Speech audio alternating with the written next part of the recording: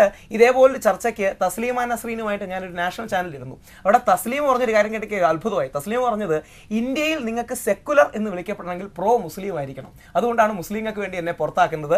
തസ്ലീമ എന്നിട്ട് പറയുന്നു, MF ഹുസൈൻ ഹിന്ദുക്കളെ അപമാനിച്ചിട്ട് സുഖമായിട്ട് ഇവിടെ നടക്കുന്നു, കണ്ടോ ഞാനൊരു പുസ്തകം എഴുതി എന്ന് പറഞ്ഞ് എന്നെ ഇവിടെ നിന്ന് വെളിയിലാണ്. എന്റെ പ്രായമുള്ള യങ്സ്റ്റേഴ്സായ മുസ്ലിംസിനോട് പറയാനുള്ളത്, അന്ന് ഞാൻ എടുത്തൊരു സ്റ്റാൻഡ് തന്നെയാണ്. ഇപ്പൊ അവരെന്നോട് ചോദിച്ചു, ഈ ഞാൻ തസ്ലീമയ്ക്കെതിരെ സംസാരിച്ചു. ഞാൻ പറഞ്ഞു, ഇന്ത്യൻ മുസ്ലിങ്ങളെ വിഷമിപ്പിക്കുന്നൊന്നും എനിക്ക് വേണ്ട, കാര്യം അവരെന്റെ സഹോദരങ്ങളാണ്, ഈ ബംഗ്ലാദേശി എന്ന സ്ത്രീ എന്റെ ആരുമല്ല. അപ്പൊ അവർ പറഞ്ഞു, തസ്ലീമ ബംഗ്ലാദേശിലെ ഹിന്ദുക്കൾക്ക് വേണ്ടി ഒരുപാട് കാര്യങ്ങൾ ചെയ്തിട്ടുണ്ട്. ഞാൻ അവിടെ കാറ്റഗറിക്കലി പറഞ്ഞു, ഒരു ബംഗ്ലാദേശി ഹിന്ദുവിനേക്കാൾ പ്രധാനം എനിക്ക് ഇന്ത്യൻ മുസ്ലിമാണ്. കാര്യം അതാണ് എന്റെ രാജ്യത്തുള്ളത്. ആ സ്റ്റാൻഡ് തിരിച്ചു മുസ്ലിങ്ങളും എടുക്കണം, അതാണ് എന്റെ ആവശ്യം. ശ്രീ റസാഖ് പ്രതികരിക്കുന്നു പറഞ്ഞതിനോട്? വളരെ ഇദ്ദേഹം പറഞ്ഞ വളരെ സ്വാഗതാർഹമായ കാര്യമാണ്. അല്ല, അദ്ദേഹത്തിന്റെ ഭാഗത്തുനിന്ന് ഒരു കാര്യം കൂടെ പറഞ്ഞാൽ, എനിക്ക് വ്യക്തിപരമായ അനുഭവം, ശബരിമല തന്ത്രിയുടെ കേസിൽ ഏറ്റവും വിവാദമായ, ഞങ്ങൾ ആരും പറഞ്ഞില്ല തന്ത്രിയോ ശബരിമലയെ അപമാനിക്കുകയാണ്, ഞങ്ങളോട് ചില കേരളത്തിന് ഇടയിലുള്ള തീവ്ര സ്വഭാവമുള്ള പ്രസ്ഥാനങ്ങൾ എന്ന് പറഞ്ഞു, മുസ്ലിമായ ബച്ചൂർ റഹ്മാനും ക്രിസ്ത്യാനിയായ ശോഭാ ജോണും കൂടെ ഹിന്ദുവായ തന്ത്രിയെ കുടുക്കിയെന്ന് പറഞ്ഞാൽ മതി, ബാക്കി കാര്യങ്ങൾ നോക്കിക്കോളാം. എനിക്ക് അഭിമാനമുണ്ട്, എൻ്റെ മുത്തശ്ശൻ അവരോട് പറഞ്ഞു, മേല ഇവിടെ വരരുത്, അങ്ങനെയല്ല, എൻ്റെ മോൻ അദ്ദേഹം തെറ്റിയിട്ടില്ല എന്ന് പിന്നെ കോടതി പറഞ്ഞു, എൻ്റെ മോൻ തെറ്റിയിട്ടുണ്ടെങ്കിൽ അവൻ ശിക്ഷ അനുഭവിക്കണം, അല്ലാതെ ശബരിമലയെ വെച്ചുകൊണ്ടോ ശബരിമല തന്ത്രി വേട്ടയാടപ്പെടുന്നു, ഹിന്ദു വേട്ടയാടപ്പെടുന്നു എന്ന് പറഞ്ഞ് തുടങ്ങരുത് എന്നൊരു നിലപാടാണ് ഭൂരിപക്ഷം എടുക്കുന്നത്. അത് വളരെ തെറ്റാണ്. അതും ഒരു പ്രചരണമാണ്. ബാബറി മസ്ജിദ്, രണ്ടത് തർക്കമന്ദിരമാണ്. ബാബറി മസ്ജിദ് ആണോ മന്ദിരമാണോ എന്നുള്ളതാണല്ലോ തർക്കം. അതുകൊണ്ട് ബാബറി രാമജന്മഭൂമി ബാബറി ഡിസ്പ്യൂട്ടഡ് സ്ട്രക്ചർ തകർത്തതിന് ശേഷമാണ് ഇവിടെ തീവ്രവാദം ഉണ്ടാകുന്നത് പറയുന്നത് ബോധപൂർവമായൊരു കള്ളമാണ്. കാരണം അത് തീവ്രവാദത്തെ ന്യായീകരിക്കാൻ, കണ്ടോ ഇല്ല എന്നും മദനി പണ്ട് പറഞ്ഞിരുന്നത്, എന്നും മുസ്ലിങ്ങൾ പോയി പ്രാർത്ഥിച്ചിരുന്ന പള്ളി തകർന്നു എന്നാ. കഴിഞ്ഞ 50 വർഷമായിട്ട് അത് അടച്ചിട്ടിരിക്കുക. 1.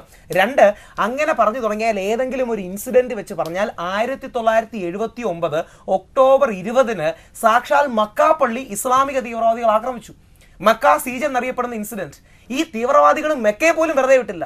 ഇന്ന് ആഗോളതലത്തിൽ ജിഹാദ് ഒരു ബിസിനസ്സാണ്. യഥാർത്ഥ ജിഹാദല്ല, വിശുദ്ധമായ അറബിക് പദം ധർമ്മയുദ്ധം എന്നൊക്കെ പറയുന്ന ജിഹാദല്ല. തടിയന്റെയുടെ നസീർ അടക്കം ഒരാളെ റിക്രൂട്ട് ചെയ്താൽ 5 ലക്ഷം രൂപ കിട്ടുന്ന വിദഗ്ധമായ മതപരിവർത്തനം പോലെ മറ്റൊരു ബിസിനസ്സാണ്. ഇവിടെയാണ് പറയുന്നത്. അവിടെ എനിക്ക് ചൂണ്ടിക്കാണിക്കാനുള്ളത്, പണ്ട് മഹാത്മാഗാന്ധിയുടെ മകനെ കാശ് കൊടുത്ത് മുസ്ലിം ആക്കിയപ്പോൾ അന്ന് കോൺഗ്രസിലുള്ള ദേശസ്നേഹികളായ മുസ്ലിങ്ങൾ പറഞ്ഞു, മോനെ ഹരിലാലെ നീ മാറരുത്, നിന്നെ കാശ് തന്ന് മുസ്ലിമാക്കി മാറ്റാൻ ശ്രമിക്കുന്നവർ ഗാന്ധിജിയെയും ഈ രാജ്യത്തെ അപമാനിച്ച് നമ്മുടെ സ്വാതന്ത്ര്യ സമരത്തെ പിന്നോട്ടടിക്കാനും ഹിന്ദുക്കളെയും മുസ്ലിങ്ങളെയും തമ്മിൽ തല്ലിക്കാനുമാണ് ശ്രമിക്കുന്നത്.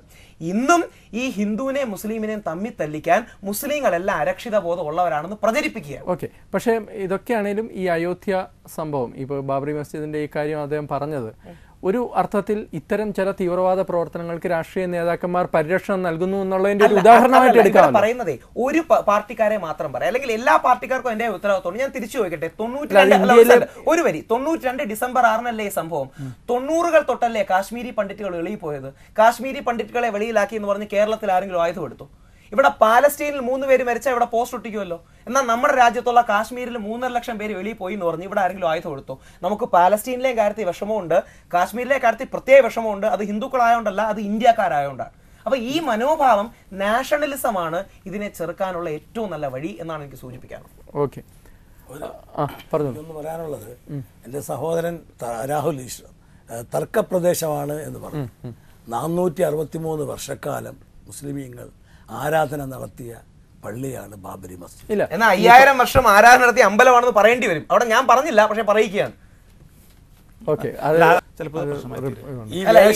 ഇസ്ലാം മതവിശ്വാസികളുടെ ഒരു അറബ് വൽക്കരണം അങ്ങ് പറഞ്ഞതുപോലെ കഴിഞ്ഞ കുറച്ചു കാലമായി ചിലയിടത്തെങ്കിലും നടക്കുന്നുണ്ട്. അപ്പൊ എനിക്ക് പറയാനുള്ള ഒറ്റ പോയിന്റ്, അല്ലെ എല്ലാ ഇന്ത്യക്കാരും അവിടെ നമ്മൾ ആരും അറബികളോ ജൂതന്മാരോ വെളിയിൽ നിന്ന് വന്നവരോ അല്ല, ഏത് മതമാണെങ്കിലും ഇന്ത്യൻ രീതികളിലുള്ളവരാണ് നമ്മൾ. അപ്പൊ ഇന്ത്യക്കാരായി എന്നാൽ മതത്തിന്റെ വ്യത്യസ്തത ഉൾക്കൊണ്ട് ജീവിക്കാൻ ഈ സമൂഹത്തിൽ കഴിഞ്ഞില്ലെങ്കിൽ, നീ അന്നത് ചെയ്തില്ലേ, ഇവൻ ഇന്ന് ചെയ്തില്ലേ, നീ 100നെ കൊന്നു, ഞാൻ 105നെ കൊന്നു, അപ്പൊ 5 ഞങ്ങൾക്ക് കൂടുതലാണ് എന്ന് പറഞ്ഞ് അടി കൂടിക്കൊണ്ടിരിക്കാൻ അല്ലാതെ ഒരു വിഭാഗത്തിനെതിരെയും ഒരു മാധ്യമവും ഇല്ല. എല്ലാ വിഷയങ്ങളും പ്ലേ അപ്പ് ചെയ്യുന്നത് പോലെ ഇതും പ്ലേ അപ്പ് ചെയ്യുന്നുണ്ടില്ലെന്നല്ല, എല്ലാ വിഷയങ്ങളും പ്ലേ അപ്പ് ചെയ്യുന്നത് പോലെ ഇവരെ ഷീൽഡ് ചെയ്യാനായിട്ട് ഞങ്ങളെ ഇരകളാക്കുക എന്നുള്ള ഇരവാദം ഉണ്ടാകരുത്. എല്ലാവരും ഒരു സെക്കുലർ രാജ്യത്ത് സൗഹാർദ്ദത്തിൽ ജീവിക്കണമെങ്കിൽ ഞങ്ങൾ വേട്ടയാടപ്പെടുന്നു എന്ന് ഒരു ആർഗ്യുമെന്റ് കൊണ്ടുവരരുത്. അത് ആത്യന്തികമായി ആ സമൂഹത്തിനോട് ചെയ്യുന്ന ഏറ്റവും വലിയ ദ്രോഹമാണ്. മാധ്യമങ്ങൾ എപ്പോഴും നിഷ്പക്ഷമായിരിക്കണം, പക്ഷേ പലപ്പോഴും മാധ്യമങ്ങൾക്ക് ഒരു പക്ഷമുണ്ട് എന്നുള്ള യാതൊരു സംശയം ഇല്ല.